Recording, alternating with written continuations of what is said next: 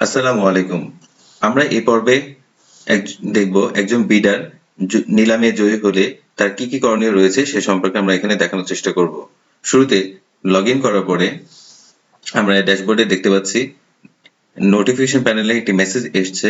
এখানে লেখা আছে দরপত্র গৃহীত, নিলামের নাম দেওয়া আছে এবং বাম পাশে দেখতে পাচ্ছি জয়ী নিলাম 1, অর্থাৎ যে নিলামে আমি জয়ী হয়েছি সেটির সংখ্যা 1 দেখাচ্ছে। এখানে ক্লিক করতে পারি জয়ী নিলামে।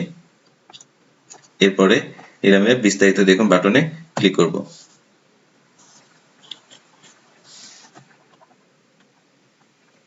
এরপর দেখতে পাচ্ছি নিচে সেলস অর্ডার দেখুন, আর এরপর দেওয়া আছে বাকি টাকা পরিশোধ করুন। অর্থাৎ বাকি টাকা পরিশোধ করতে গেলে অবশ্যই আমাকে সেলস অর্ডারটা দেখতে হবে, আমাকে কত টাকা পরিশোধ করতে হবে সেই ডিটেলসটা আমাকে দেখতে হবে।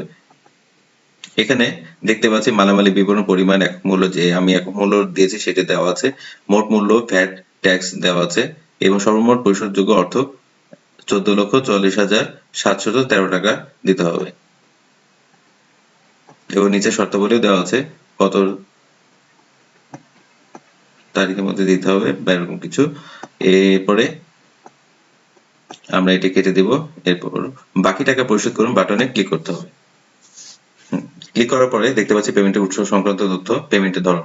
আপনি যদি ক্যাশে অর্থাৎ ক্যাশের টাকা জমা দিয়ে থাকেন ব্যাংকে গিয়ে, তাহলে আপনি ক্যাশ সিলেক্ট করবেন, অথবা এটি যদি অনলাইনে ট্রান্সফার করে থাকেন তাহলে ব্যাংক সিলেক্ট করতে হবে। ব্যাংকের নাম গুলোর ডিটেলস দিতে হবে, অর্থাৎ যে অ্যাকাউন্ট থেকে আপনি টাকা পরিশোধ করতে চাচ্ছেন সেই অ্যাকাউন্টের তথ্যগুলো এখানে দিতে হবে।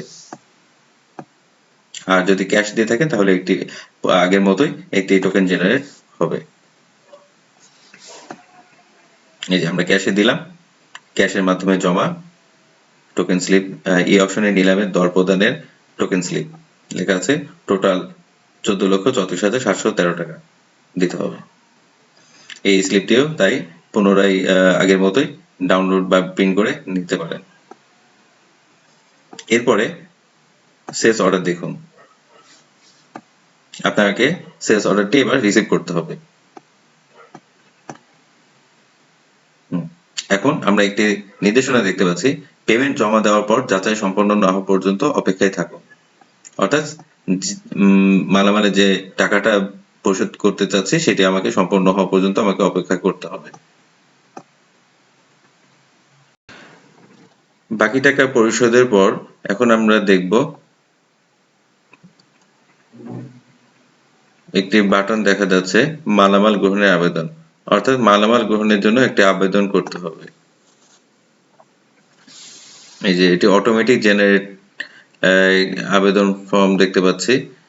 বিষয়ে লেখা আছে অর্থ জমা প্রদানের বিষয়টি অবহিত করেন এবং মালামাল গ্রহণের আবেদন প্রসঙ্গে। অর্থাৎ আপনি এখানে লেখা আছে আমি নিম্নত প্রবেশের শাখ নং দেওয়া আছে এবং কত টাকা নগদের মাধ্যমে টাকা জমা প্রদান করেছি। যেহেতু ক্যাশে আমি সিলেক্ট করেছিলাম পূর্বে, তাই এখানে নগদ কথাটি লেখা আছে। আর যদি আপনারা অনলাইন ব্যাংকের মাধ্যমে ট্রান্সফার করে থাকেন তাহলে আপনার ব্যাংকের ডিটেলসটা এখানে চলে আসবে অটোমেটিকলি। এরপর বাম দিকে দেখতে পাচ্ছি মালামাল গ্রহণকারী তথ্য। এখানে গ্রহণকারীর ছবি আপলোড করতে হবে, ছবি দিলাম। এরপর এনআইডি,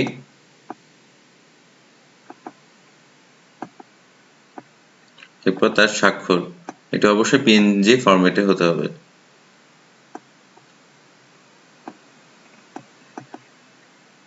স্বাক্ষর দিলাম,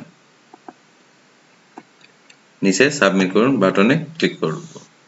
এই যে মালামাল গ্রহণের আবেদন সাবমিট হয়েছে। এরপরে মালামাল সাবমিট হওয়ার পরে এরপরে দেখতে পাচ্ছি মালামাল গ্রহণ করুন।